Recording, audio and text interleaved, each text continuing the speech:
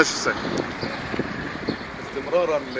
للمجهود اجهزه الرقابيه بمحافظه مطروح تابعه لمديريه التموين واشتراك مباحث التموين والادارات الخاصه الرقابيه في مديريه التموين، تم ضبط اليوم عدد 11 شكاره دقيق، 82% زيت الشكاره 50 كيلو.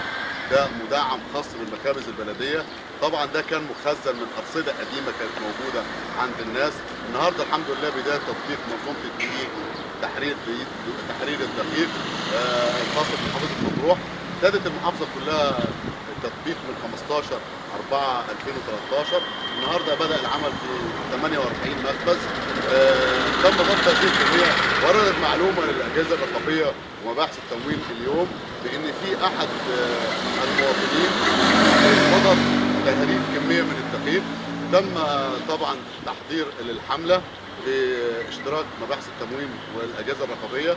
قمنا بطبعا مداهمه المكان اللي هو كان اثناء خروجه من مخزن لاحد زوار المخابز البلديه. طبعا تم ضبط الكميه اثناء خروجها والتصرف فيها.